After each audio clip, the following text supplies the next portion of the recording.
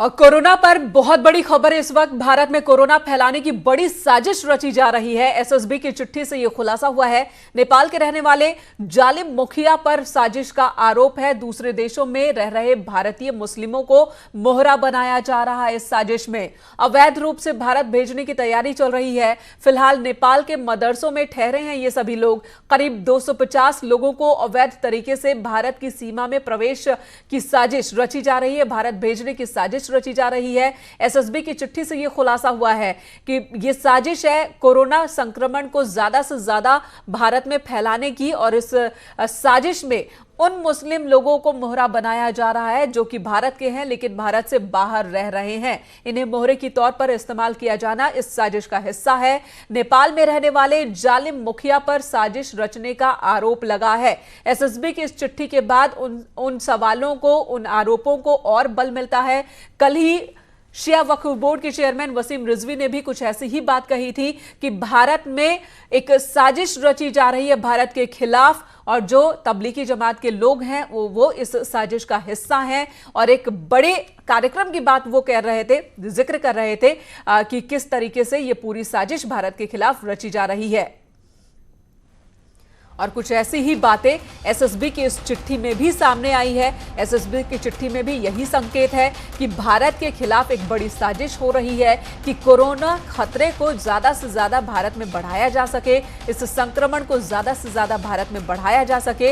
ये भी खबर है कि इस वक्त नेपाल में 250 से ज्यादा लोग ऐसे मौजूद हैं, छिपे हुए हैं, जिन्हें दाखिल कराना इस साजिश का हिस्सा है। भारत में इन्हें दाखिल कराने की कोशिश हो रही है। अलग अलग मदरसों में ये सभी लोग ठहरे हुए हैं। और इस वक्त हम आपको एक और अपडेट दे दें। 50 संदिग्ध एसएसबी ने पश्चिम चंपारण के डीएम को सतर्क किया है।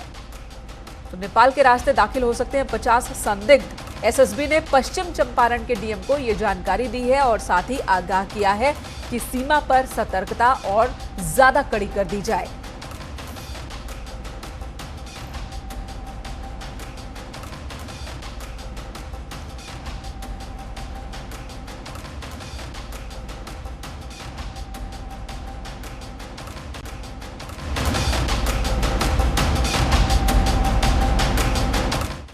नेपाल का रहने वाला है जालिम मुखिया, जिस पर यह संदेह जाहिर किया गया है, आरोप लगाया जा रहा है कि वो इस साजिश में है कि कोरोना संक्रमित लोगों को भारत में और दाखिल करा सके। 50 ऐसे लोग तैयार हैं इस वक्त जो कि भारत में घुसना चाहते हैं, और साजिश रची जा रही है कि ये लोग भारत में घुस जाएं एक बार तो फिर अलग अलग इलाकों में जाकर बड़ी संख्या में लोगों को संक्रमित करें। और एसएसबी की इस चिट्ठी में इस बात का खुलासा हुआ है। साथ ही एसएसबी की ओर से सतर्क किया गया है पूर्वी चंपारण और पश्चिमी चंपारण के डीएम को कि सीमा पर सतर्कता बढ़ा दी जाए। इससे पहले उत्तराखंड में तमाम उन सीमाओं को सील कर दिया गया है जो कि नेपाल से लगी हुई है। और यही है कि लोग एक दूसरे लोग जो है नेपाल के इधर ना आए और यहाँ के वहां ना जाए। लेकिन इसी बीच एक बड़ी साजिश का खुलासा हुआ है। इससे पहले वसीम रिजवी ने यही बात कही थी। कई और जगहों से इस तरह के इनपुट आए हैं कि एक बड़ी साजिश भारत के खिलाफ रची जा रही है जिसमें मुस्लिम लोगों का इस्तेमाल किया जाना है, इस साजिश का हिस्सा है। इससे पहले जो जमाती आए, जिस तरह से दिल्ली में ठहरे और उसके बाद दिल्ली के बाद ये भारत के अलग अलग राज्यों, अलग अलग शहरों की ओर गए, और इनमें ज्यादा संख्या में, बड़ी संख्या में कोरोना से संक्रमित लोग भी जो अलग अलग इलाकों में गए और वहां कई और लोगों को इन्होंने संक्रमित किया। ऐसे तमाम मामले सामने आए हैं। इस वक्त अगर हम उत्तर प्रदेश की ही बात करें तो जितने मामले कोरोना संक्रमण के उत्तर प्रदेश में हैं, 60% उनमें से मामले जमातियों के हैं। शैलेंद्र वांगू इस वक्त हमारे साथ जुड़ चुके हैं। शैलेंद्र जी, ये बताएं जरा, ये जो इनपुट एसएसबी की ओर से इस वक्त जो संदेश जाहिर किया गया है, कितना पुख्ता आधार इसके पीछे? तो फिलहाल हम उन्हें इनसे कांटेक्ट करने की कोशिश कर रहे हैं। तो 50 संदिग्ध इस वक्त नेपाल की सीमा में तैयार हैं जो कि नेपाल के रास्ते भारत में दाखिल हो सकते हैं। अलग अलग मदरसों में ये ठहरे हैं नेपाल के, और लगातार वहां पर भी कई जमातियों को क्वारंटीन किया गया है नेपाल के अंदर भी। और तभी इन बातों का और खुलासा हुआ है कि इनकी कोशिश है भारत में घुसने की। जालिम मुखिया जो कि नेपाल में ही रहता है, उसी पर साजिश रचने का आरोप लगाया जा रहा है। जाकिर नाइक का नाम भी इस मसले में सामने आ चुका है कि भारत के खिलाफ एक बड़ी साजिश का हिस्सा जाकिर नाइक भी हैं। और इस वक्त जालिम मुखिया की बात एसएसबी की चिट्ठी में है। शक और संदेह जाहिर ये कि भारत के खिलाफ जो साजिश है कोरोना जो खतरा है वो भारत में और ज्यादा बढ़ाना है, कोरोना संक्रमण को और ज्यादा फैलाना है, ये इनकी साजिश का मुख्य एजेंडा है ताकि ज्यादा से ज्यादा संख्या में लोगों की जान ली जा सके। शैलेंद्र वांगू एक बार फिर से हमारे साथ जुड़ चुके हैं। शैलेंद्र जी, ये क्या संदेह, कितना पुख्ता आधार इसके पीछे?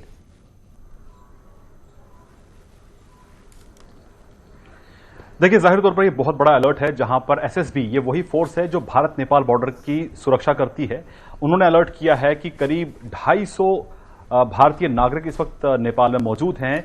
और क्योंकि भारत नेपाल जो बॉर्डर है वो अन्य लैंड बॉर्डर्स की तरह उसको सील किया गया था कुछ हफ्ते पहले, ताकि मूवमेंट पर बिल्कुल प्रतिबंध लगाया जा सके और मूवमेंट बिल्कुल रोक दिया गया था। लेकिन उसके बावजूद करीब 250 लोगों के भारत वापसी की तैयारी की जा रही है अवैध तरीके से। तो कहीं ना कहीं एक साजिश हो सकती है भारत में कोरोना फैलाने की, इस तरह का उस अलर्ट में जिक्र है। इस अलर्ट के बाद जो डीएम है बेतिया के, उन्होंने चिट्ठी भी लिखी है एसपी को और कहा है कि ये सुनिश्चित करिए सुरक्षा की, ताकि इस तरह की किसी भी घुसपैठ जो है मुमकिन ना हो पाए। इसी बीच हमारे पास एक खबर है सूत्रों के हवाले से, जो टॉप लेवल सोर्सेज हैं, उन्होंने कंफर्म किया है कि इस तरह की किसी भी घुसपैठ में अब तक कामयाबी नहीं मिली है। हालांकि यह जरूर हो सकता है कि घुसपैठ के जरिए भारत में कोरोना फैलाने को लेकर एक साजिश हो सकती है, इसीलिए सभी सुरक्षा बलों को अलर्ट कर दिया गया है कि ऐसी किसी भी साजिश को नाकाम किया जा सके और सभी फोर्सेज को अलर्ट रहने के लिए कहा गया। बिल्कुल। और शैलेंद्र जी, कल ही शिया वक्फ बोर्ड के चेयरमैन वसीम रिजवी, उन्होंने भी एक बड़ी साजिश का जिक्र किया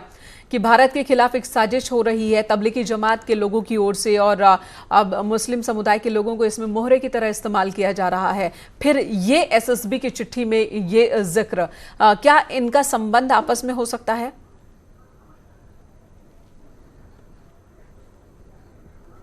देखिए, अभी ये कहना बहुत जल्दबाजी होगा। हालांकि अगर हम इस चिट्ठी की बात करें तो इसमें यह भी कहा गया है कि जो लोग इस वक्त नेपाल में मौजूद हैं वो अपने सिम्टम्स, यानी कि अपने लक्षण छुपाने के लिए वो पैरासीटामोल का सेवन भी कर रहे हैं, पैरासीटामोल खा भी रहे हैं, ताकि उनमें कोई सिम्टम नजर ना आए। लेकिन आपको ये याद दिला दें कि इससे पहले जब लैंड बॉर्डर्स खुले हुए थे तो हर व्यक्ति की स्क्रूटनी की जा रही थी, जांच की जा रही थी सिम्टम्स को लेकर। लेकिन ऐसे में जो ये साजिश रची जा रही है कि कहीं ना कहीं 250 लोगों को भारत भेजने की तैयारी है अवैध तरीके से, इसमें कितनी कामयाबी मिलती है देखने वाली बात होगी।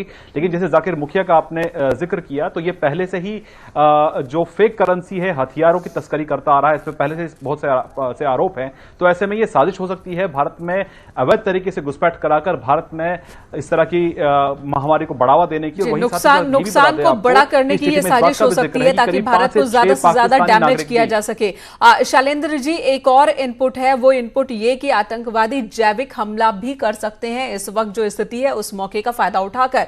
इस इनपुट के बारे में भी बताएं जरा, कितना खतरनाक है ये?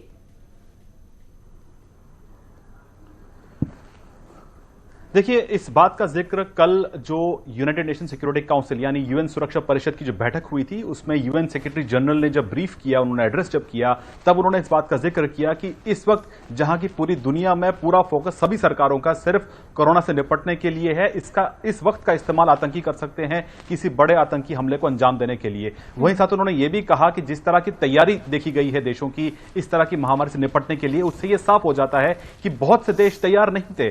तो ऐसे में जाहिर तौर पर इसका गलत फायदा जो है वो उठा सकते हैं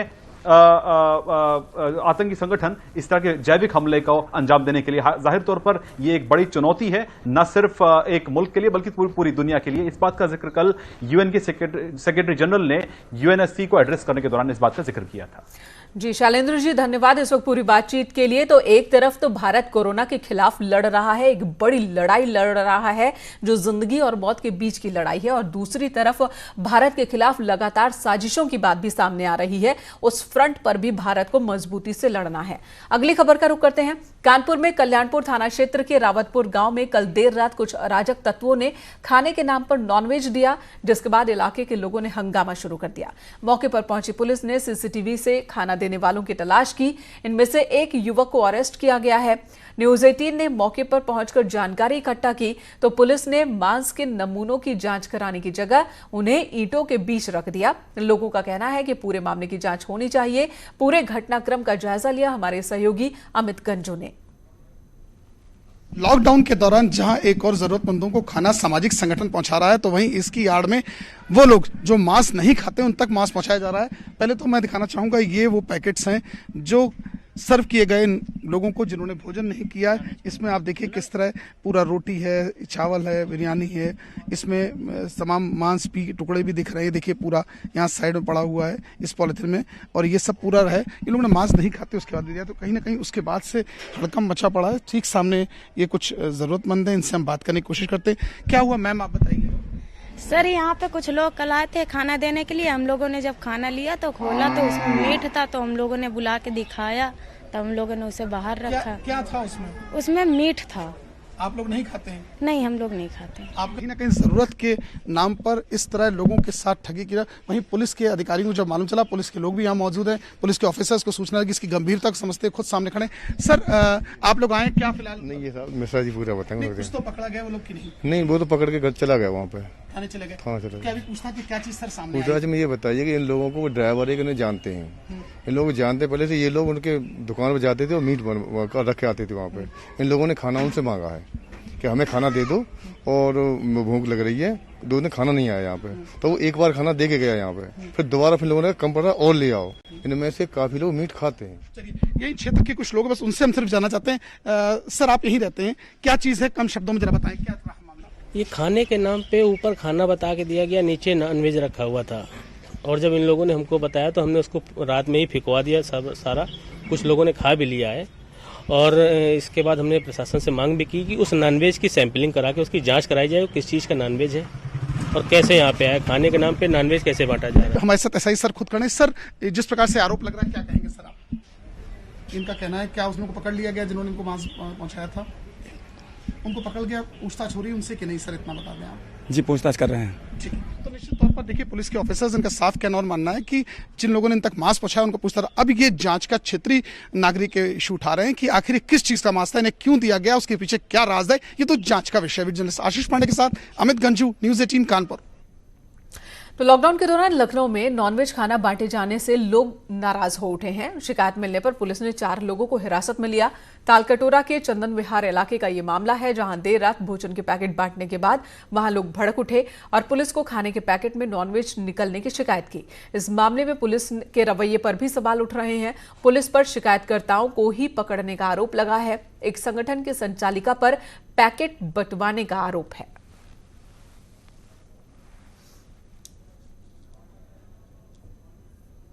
नॉनवेज निकला ही बताया। ये किस जगह का मामला है? ये मुनेश्वरपुरम बासक है। अच्छा, तो इसमें कितने लोग पकड़े गए?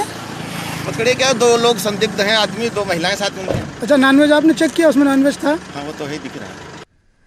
इधर गौतम बुद्ध नगर में पुलिस कमिश्नर दफ्तर को सैनिटाइज किया गया। सेक्टर 108 स्थित पुलिस आयुक्त दफ्तर में फायर सर्विस की गाड़ियों की मदद से अलग अलग क्षेत्रों को सैनिटाइज किया गया है। इस मौके पर कमिश्नर आलोक सिंह ने कहा कि सरकार की ओर से जो सुविधाएं दी जा रही हैं उससे सैनिटाइजेशन में काफी सहूलियत हो रही है। देखिए, सैनिटाइजेशन का कार्य फायर ब्रिगेड शुरू से कर रही है, लेकिन उसके लिए हमारे पास अभी तक जो थे वो 500 लीटर वाले इंजन्स थे। 3 ऐसे इंजन्स थे जो एक बार में 1.5 से 2 घंटे तक कार्य करते थे। ये माननीय मुख्यमंत्री जी ने परसों इसको लखनऊ से 6 नए इंजन्स दिए हैं। इसकी कैपेसिटी 5000 लीटर तक की है और ये बहुत अधिक क्षेत्र को कवर कर पाएंगे और लगभग ये दिन में 3 से 4 बार में कार्यरत रहेंगे। अभी तक हम 143 ऐसे केंद्र हैं जहां पर सैनिटाइज कर चुके हैं और अब ये हमारी आज से शक्ति बढ़ी है, हमारे संसाधन बढ़े हैं, तो हम अधिक से अधिक क्षेत्र को इससे कवर कर पाएंगे। इधर गौतम बुद्ध नगर जिले में कोरोना जांच शुरू करने के लिए डीएम ने 1 करोड़ 11 लाख रुपए का बजट जारी किया है। ग्रेटर नोएडा के जिम्स को 46.2 लाख रुपए और चाइल्ड पीजीआई को 65 लाख रुपए दिए गए हैं। पहले जांच रिपोर्ट आने में तकरीबन 48 घंटे का वक्त लग जाता था क्योंकि सैंपल दिल्ली भेजना पड़ता था, लेकिन कोरोना संक्रमितों की बढ़ती संख्या को देखते हुए ये फैसला लिया गया कि जिले में ही 2 लैब स्थापित किए जाए ताकि जल्द से जल्द रिपोर्ट मिल सके। कोरोना की जांच शुरू की जाएगी। इसके लिए उत्तर प्रदेश शासन ने जिलाधिकारी को यहां के 111 लाख रुपए की राशि आवंटित की है, जिसके जरिए 2 जगह कोरोना की टेस्टिंग की जाएगी। एक जिम्स ग्रेटर नोएडा और दूसरा child super speciality PGI hospital में इसकी जांच की लैब स्थापित की जाएगी। इस समय हम खड़े हुए हैं चाइल्ड पीजीआई हॉस्पिटल सेक्टर 30 के में, तो यहां इसकी एक लैब बनाई जाएगी। इसके साथ दूसरी लैब जो जिम्स ग्रेटर नोएडा है वहां बनाई जाएगी, क्योंकि जिस तरह से लगातार कोरोना के मामले बढ़ते जा रहे हैं और ऐसे में नोएडा में जो है सैंपलिंग इकट्ठा करके दिल्ली जाया करती थी और वहां से इसकी जांच हुआ करती थी। उसमें तकरीबन 48 घंटे का समय लगता था। उस देरी को कम करने के लिए फैसला लिया गया है, जिससे कि अब नोएडा में जांच शुरू करा के और जल्दी से जल्दी कोरोना जो संक्रमित लोग हैं उसकी जो उपचार है वो शुरू किया जा सके। कैमरा पर्सन प्रकाश गुप्ता के साथ पवन गौड़, नेटवर्क 18, गौतम बुद्ध नगर। लखनऊ के जिलाधिकारी अभिषेक प्रकाश ने आज राजधानी के कई इलाकों का औचक निरीक्षण किया और लॉकडाउन के दौरान शहर के हालात का जायजा लिया। लोगों को लॉकडाउन पालन करने की नसीहत दी, साथ ही नियम तोड़कर सड़क पर घूमती एक फॉर्च्यूनर को सीज भी कर दिया।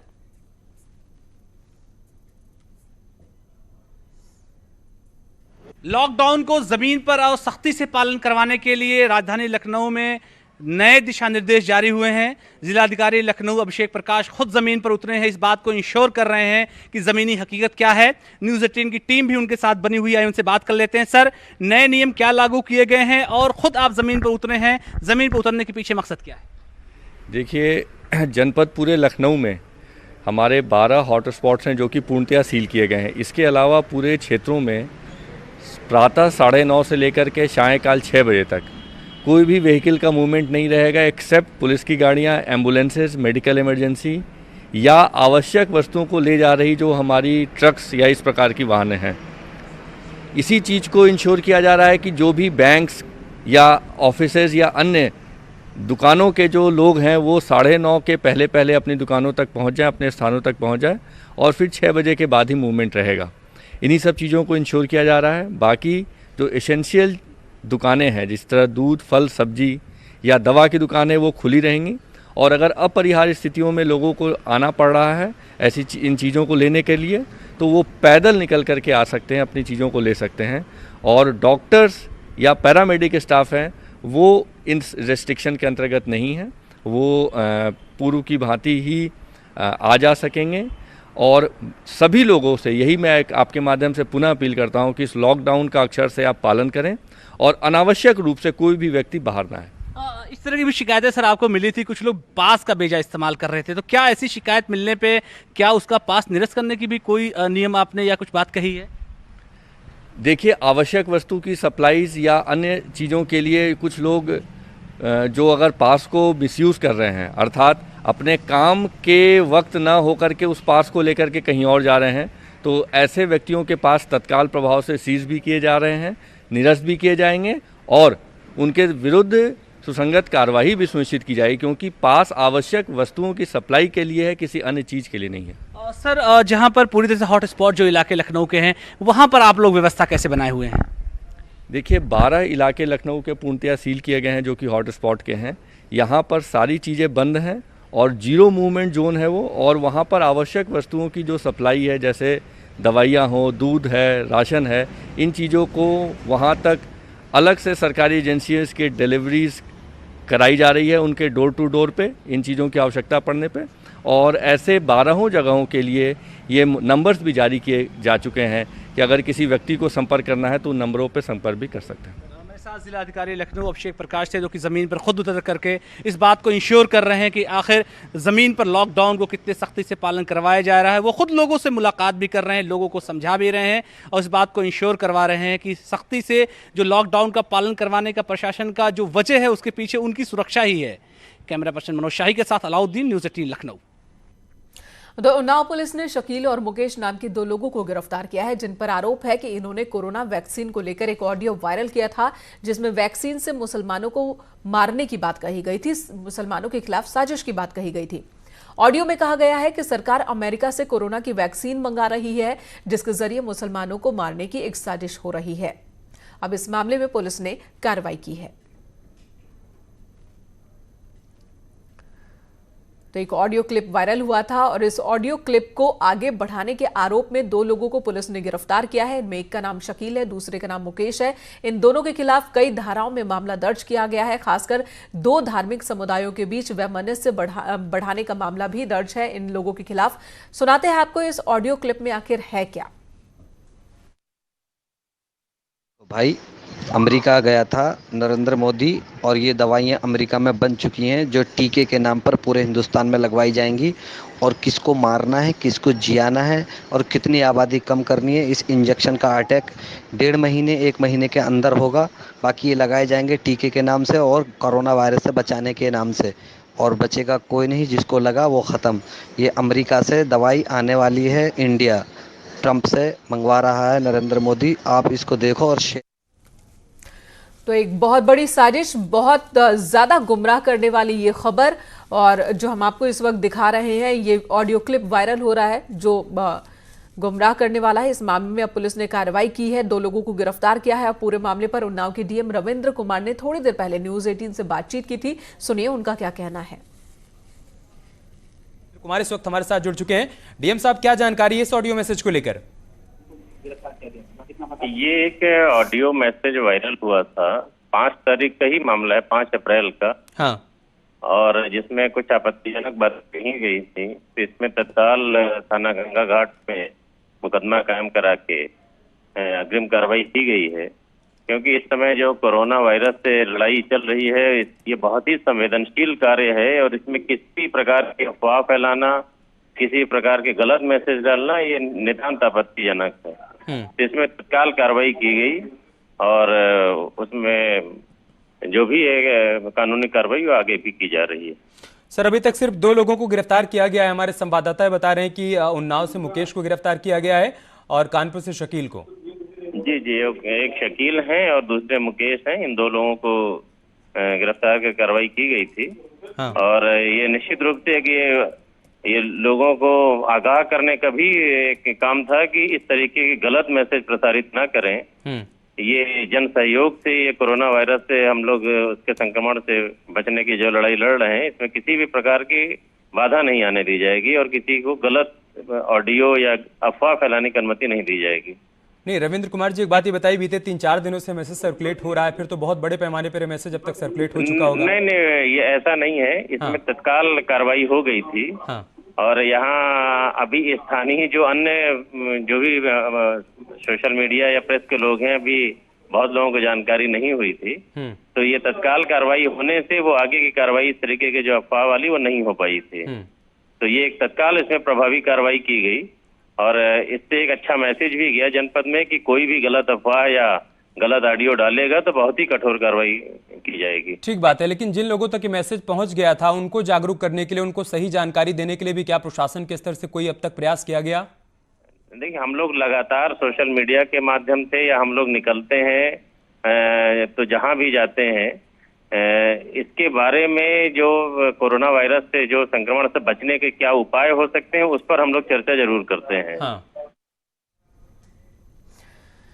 तो फिलहाल सुना आपने, डीएम को कार्रवाई की गई है, तुरंत कार्रवाई की गई, ये डीएम का कहना है। और इस तरह का जो ऑडियो क्लिप वायरल हो रहा है, और अगर आपके पास भी ऐसा कोई ऑडियो क्लिप है तो एक बार आपको सचेत कर दे कि आप अपनी तरफ से इसे और आगे सर्कुलेट मत कीजिए। आपके खिलाफ गंभीर धाराओं में मुकदमा दर्ज हो सकता है, बड़ी कार्रवाई हो सकती है। सुप्रीम कोर्ट ने भी कहा है कि कोरोना से जुड़ा अगर एक भी गलत मैसेज आप सर्कुलेट करते हैं तो आपके खिलाफ कड़ा एक्शन लिया जाएगा। फिलहाल इस वक्त बुलेटिन में इतना ही। ब्रेक के बाद भी खबरों का सिलसिला जारी है।